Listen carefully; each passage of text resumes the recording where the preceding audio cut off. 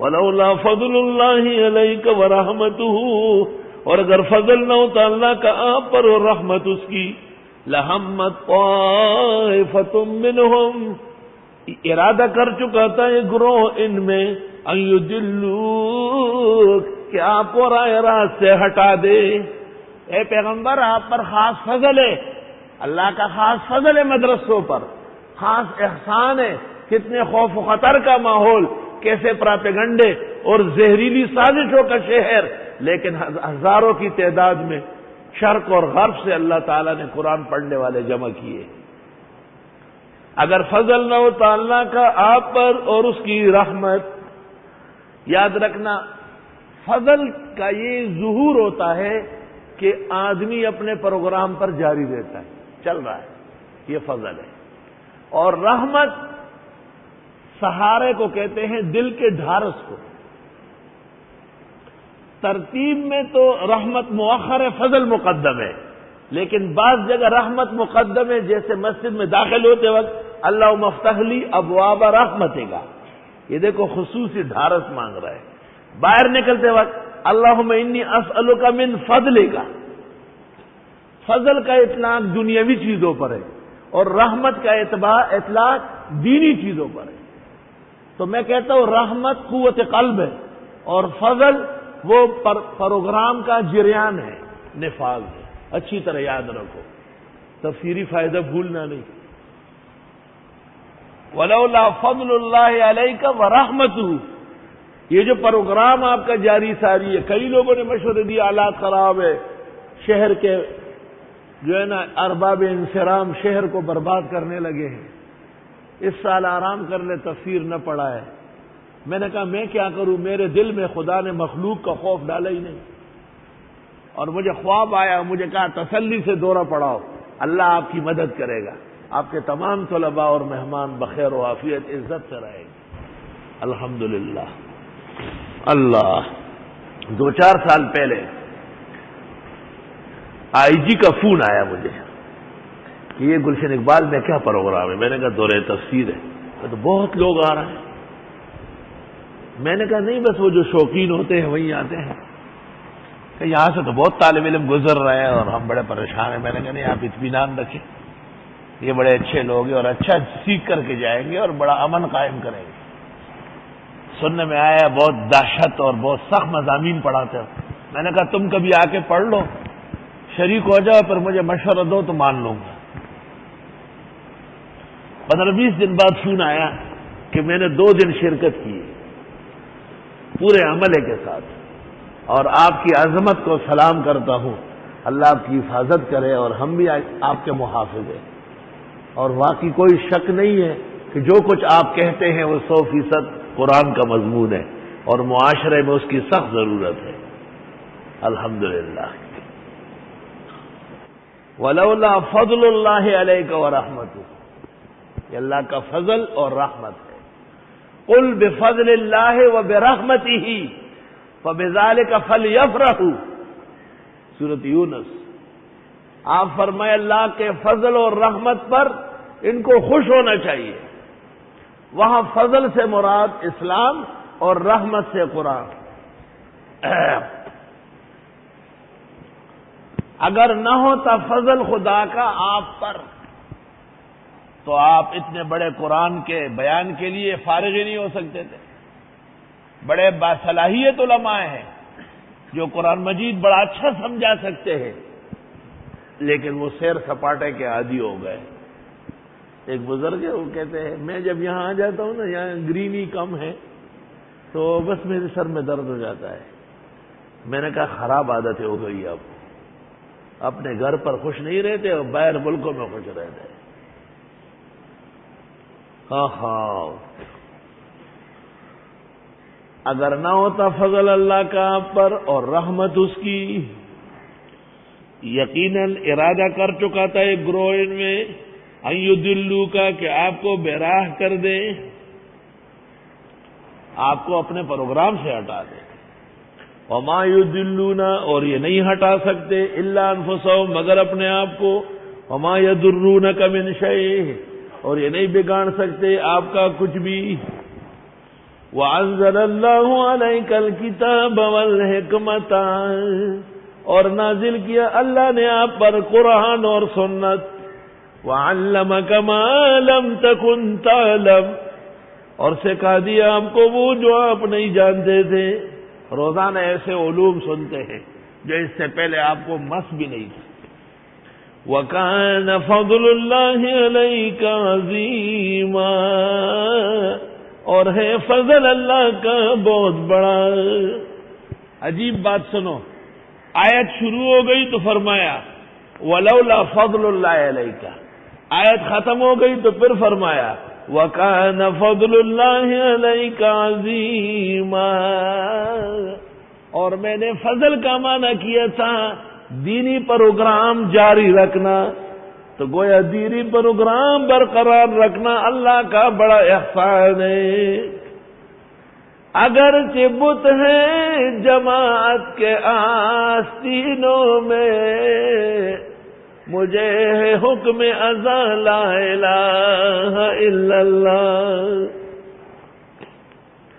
لا خیر فی کثیر من نجواہم، کوئی خیر نہیں ہے ان کے ساتھ زیادہ میٹنگوں میں، سرگوشی میٹنگ، الا من امر بصدقہ، مگر جو کہیں چندہ دینا، صدقہ خیرات، او معروف یا احسان کی بات، او اصلاح بین الناس، یا صلح ہو لوگوں کے درمیان۔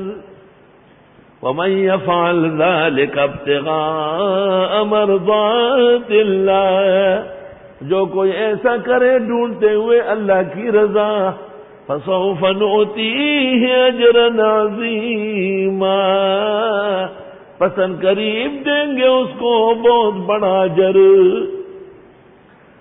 وَمَن يُشَاقِقِ الرَّسُولَ مِن بَعْدِ مَا تَبَيَّنَ لَهُ الْهُدَىٰ، اور جو مخالفت کرے پیغمبر کی بعد اس کے کہ اس کو کھل گئی ہو ہدایت۔ بھئی آپ کو نبی کی سنت کا پتہ ہے کہ نبی کس ڈھب سے رہتے تھے، اس کے خلاف کرنا، من بعد ما تبین لہ الہدیٰ۔ آپ کو نبی کے سونے اور جاگنے کے معمولات معلوم ہیں، کھانا کھانے کے آداب معلوم ہیں، نماز کے اوقات اور پڑھنے کے طریقے معلوم ہیں۔ من بعد ما تبین لہ الہدیٰ، ہدایت کھل کر واضح ہے۔ آپ کو کہا گیا یہ دائیں ہاتھ امور محمودہ کے لیے، یہ بایاں ہاتھ امور مذمومہ استنجا وغیرہ کے لیے۔ کتاب دائیں ہاتھ سے، جوتا بایاں ہاتھ سے، کتاب دائیں ہاتھ سے، تیپائی بائیں ہاتھ سے، روٹی دائیں ہاتھ سے، سالن بائیں ہاتھ سے۔ دائیں بائیں کا فرق کرو۔ تسبیح نماز کے بعد عقد الانامل بالیمین فقط، مرقات اور تکملہ بہار الانوار۔ مسئلہ معلوم ہونے کے بعد ضد کرنے کی کیا ضرورت ہے؟ جن کو معلوم نہیں ہے اللہ انہیں معاف فرمائے۔ آپ کو پتا ہے کہ نماز میں ہم ہاتھ اس طرح باندھتے ہیں دائیں بائیں پہ، تو آپ جبہ، شیروانی، واسکٹ، صدری، قمیض، کرتا ایسا سلوائے کہ دایاں کنارہ بائیں پر آ جائے۔ وَمَن يُشَاقِقِ الرَّسُولَ مِن بَعْدِ مَا تَبَيَّنَ لَهُ الْهُدَىٰ، ہدایت معلوم ہونے کے بعد مخالفت کرنا کہاں جائے؟ آیت میں اشارہ ہے کہ جن کو پتہ نہیں ہے وہ معاف ہے، اللہ انہیں معاف فرمائے، لیکن جن کو تبین لہ الہدیٰ، واضح ہو گئی ہدایت اور پھر بھی ضد پر اتر آئے۔ ایک ظالم کو میں نے کئی جوڑے سلوا دیے، پھر میں نے دیکھا الٹا کنارہ ہے، میں نے کہا یہ سیدھا کب ہوگا؟ وہ آپ نے سلوائے وہ پھٹ گئے، تو میں نے کہا پھر لحد میں بھی میں اتاروں گا آپ کو کیا؟ وہاں پر بھی تیرا چہرے قبلے کی طرف موڑنا میری ذمہ داری ہے۔ میں نے تو چند جوڑے سلوائے کہ آپ انسان کے بچے ہوں گے، مولوی کہلاتے، غیرت آئے گی آپ میں۔ تو جتنی کوتھی ہوتی انکلو تھی، جیسے ٹیڑے تھے ایسے ہی پیڑے لگے ہوئے ہیں۔ خدا کے ٹیڑوں کو خدا ہی سیدھے کر سکتا ہے۔ وَمَن يُشَاقِقِ الرَّسُولَ مِن بَعْدِ مَا تَبَيَّنَ لَهُ الْهُدَىٰ، بھئی دائیں بائیں کا فرق کرو، نبی اعلان کرتے تھے الایمن فل ایمن، وہ دائیں دائیں دائیں، ایسا چلو ایسا چلو، دائیں چلو۔ الحمدللہ۔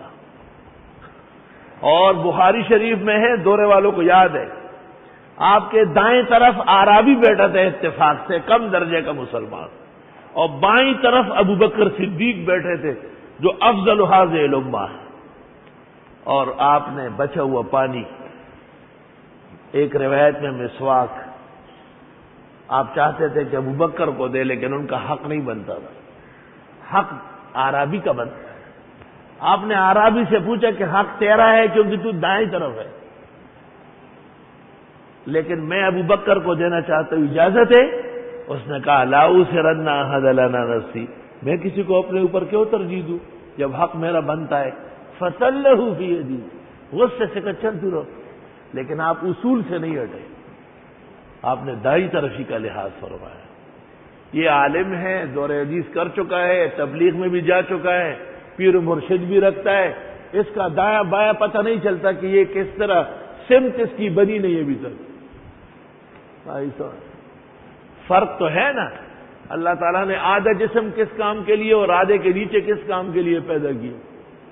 ایک انگریز نے کہا نا کہ دائیں بائیں کا کوئی فرق نہیں، تو دوسرے انگریز نے کہا چپ رہو، غلط باتیں نہ کیا کرو، جیسے اعضاء میں فرق ہے اس طرح دائیں بائیں کا فرق ہوگا۔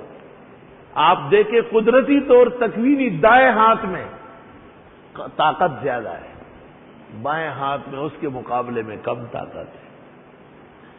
ملا علی قاری نے مرقات شرح مشکات میں لکھا ہے، بہت رونا رویا ہے کہ میں نے ایک دینی مدرسے کا طالب علم دیکھا کہ جوتے اس کے دائیں ہاتھ میں تھے اور کتاب الٹے ہاتھ میں تھی۔ استغفر اللہ واتوب الیہ۔ غلطی ہو جاتی ہے لیکن عالموں کو تکلیف ہوتی ہے۔ ہمارے ایک بزرگ تھے، جیسے پختون لوگ ذرا کم خیال کرتے ہیں، تو جوتے اتار کر کے دائیں ہاتھ میں لیے اور مسجد جا رہے تھے، تو ایک طالب علم مجھے سناتے ہوئے کہتے ہیں دیکھو پٹھان شیخ الحدیث کو دیکھو دائیں ہاتھ میں جوتے ہیں، پٹھان شیخ الحدیث کو دیکھو نا دائیں ہاتھ میں جوتے لے کے جا رہے ہیں۔ نہیں، اعمال ہونا چاہیے، توجہ ہونا چاہیے۔ عالم اور علم تو اعمال کی پونجی ہے۔ نبی کا وارث کس طرح ہے جب آپ کے دائیں بائیں کا فرق نہیں؟ بہت احتیاط فرمائیں۔ وَمَن يُشَاقِقِ الرَّسُولَ، اور جو کوئی مخالفت کرے پیغمبر کی، من بعد ما تبین لہ الہدی، بعد اس کے کہ اس کو ہدایت کھل گئی ہو، وَيَتَّبِعْ غَيْرَ سَبِيلِ الْمُؤْمِنِينَ، اور یہ اتباع کرتا ہے مسلمانوں کے علاوہ اور راستوں کا، نُوَلِّهِ مَا تَوَلَّى، ہم پٹخ دیں گے اس کو جہاں وہ ٹخا ہے، یعنی پھیر دیں گے جہاں وہ مڑا ہے، وَنُصْلِهِ جہنم، ڈال دیں گے اس کو دوزخ میں، وَسَاءَتْ مَصِيرًا، اور ناکارہ بازگشت ہے۔ امام شافعی رحمت اللہ علیہ کے زمانے میں علماء دین نے ان سے کہا کہ قرآن سے کوئی دلیل دے سکتے ہو کہ اجماع دلیل ہے؟ جیسے اس وقت پاکستان بھر کے بڑے علماء و فقہا اس بات پر جمع ہو گئے کہ موجودہ دور میں جو اسلامی بینکاری کھولی گئی تھی وہ غیر اسلامی ہے، اور تصویر ذی روح کی ناجائز و حرام ہے، اور ٹیلی ویژن اور وی سی آر اور چینلوں پر مولویوں کا نمودار ہونا حرام ناجائز ہے۔ یہ حق کی حمایت ہے، دین کا مسئلہ ہے، جتنا اجماع چاہیے تھا اتنے علماء مل گئے۔ اب اس کے مقابلے میں اگر کوئی دلیل دے اور سٹینڈ لے تو وہ ایسے ہی ہے جیسے ختم نبوت کے مقابلے میں مرزائی ہے، حیات عیسیٰ کے مقابلے میں پرویزی ہے، توحید و سنت کے ٹکر پر بدعتی ہے، منقبت اور عظمت صحابہ پر روافض اور سبائیت جدیدہ ہے۔ جیسے ان کی دلیل غیر ملتفت ہے، اس طرح ان کی باتیں سننے کی لائق نہیں ہے۔ اس کو کہتے ہیں اجماع العلماء، اجماع المسلمین۔ تو امام شافعی کئی دن تک گھر پر رہے اور قرآن پڑھتے رہے، اخیر میں باہر آئے اور یہ آیت پڑھی جس میں ہے وَيَتَّبِعْ غَيْرَ سَبِيلِ الْمُؤْمِنِينَ، اور وہ چل پڑے مسلمانوں کے راستے سے ہٹ کر۔ تو مسلمانوں کا راستہ وہ اجماع ہے۔ اس وقت کے تمام علماء نے امام شافعی کی بات کو سراہا اور فرمایا یہ درست ہے۔ آیت سے یہ پتہ بھی چلا کہ سنت کی مخالفت ومن یشاقق الرسول اور اجماع کی مخالفت یہ بھی موجب جہنم ہے، ونصلہ جہنم وساءت مصیرا۔